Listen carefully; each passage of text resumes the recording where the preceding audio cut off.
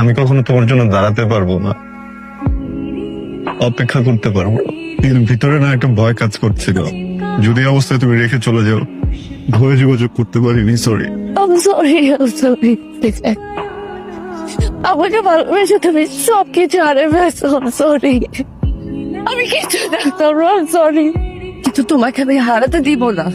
তুমি আমার সাথে হারবা, আমার সাথে চলবা, আমার সাথে থামবা। একটা সময় ছিল যখনকার মানুষেরা সম্পদ আর প্রাচুর্যের প্রতীক ভাবতো আলতারে। তখন যখন নতুন বউ বাড়িতে আনতো, পায়ে আলতাতে তারপর বাড়িতে ঢুকাইতো। আজকে আমার বিয়ে নাকি? আজকে কেন বিয়ে হবে? বিয়ে তো পৃথিবীতে আসার আগে হয়ে গেছে। এখন হইতেছে পৃথিবীর আনুষ্ঠানিকতা পালনের জন্য কয়েকটা মানুষ দাওয়াত দেয়। ইস, ঢং তোমার। কি আমার বার্থডে আর তুমি আমার একটাবার উইশ পর্যন্ত করো নাই তানভীর। কি বলো, হ্যাপি বার্থডে? আমি কোনো নোটিফিকেশন পেলাম না। নোটিফিকেশন লাগবে এখন তোমার? হ্যাঁ লাগবেই তো। অন্য মেয়েদের তো বার্থডে তো উইশ করতে তো প্রোফাইলে তো ভরায় ফেলো, আর আমার তোমার নোটিফিকেশনও লাগবে। আচ্ছা ঠিক আছে, বার্থডে তো চলো আমরা সেলিব্রেট করি।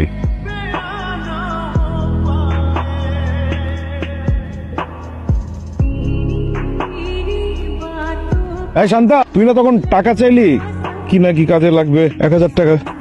কে, রায়হান না? তানভীর।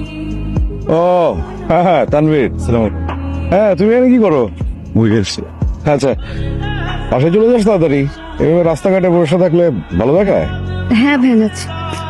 এত লুকিয়ে থাকার পরও না ভাইয়ের চোখ আড়াল করা যায় না। আপনি কি উনারে স্বাধীনতা দিয়ে দিচ্ছেন নাকি উনি স্বাধীনতা নিয়ে নিছে? মানে আপনার বোন তো আমারও বোন। এখন দিনে রাত্রে ওই তানবীরের মাস্তান তানবীরের সাথে প্রেম করে বেড়াইতেছে। পরে এলাকার মুরব্বী আছে, আমাদের ফ্যামিলি আছে, আমরা চলাফেরা করি, আমাদের চোখে পরে। কি করিস এসব? কত বড় সাহস! বার করে নিষেধ করার পরেও ওই ফালতু ছেলেটার সাথে ওর টাইম ওয়েস্ট করতে হবে। কারো কোনো কথাই ওর কোনো কাজ হচ্ছে না।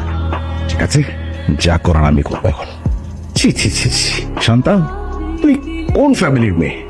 এরকম একটা ফ্যামিলির মেয়ে হয়ে ওই ছেঁচড়া মাস্তারের সাথে দিনের পর দিন তুই ঘোরাফেরা করছিস। লোকজন কি বলছে করিস? তোর নিজেটা তো নিজের লজ্জা লাগা। ভাইয়া তানভীর এরকম ছেলে না। ও কিরকম ছেলে সেটা তুমি আমাকে শেখাতে আসবে না। এই, তুই তো রুমে যা তো, বড়দের সাথে তর্ক করতে না, যা। আমার তোমার ব্যাপারে সবচেয়ে অ্যাট্রাকটিভ যে বিষয়টা লেগেছে সেটা হচ্ছে তোমার কনফিডেন্স লেভেল। বাট এই যুগে শুধু কনফিডেন্স দিয়ে কোনো কিছু করা যায় না কিন্তু ভাইয়া। পায়ের নিচে যদি শক্ত মাটি না থাকে, কনফিডেন্স কোনো কাজে আসে না।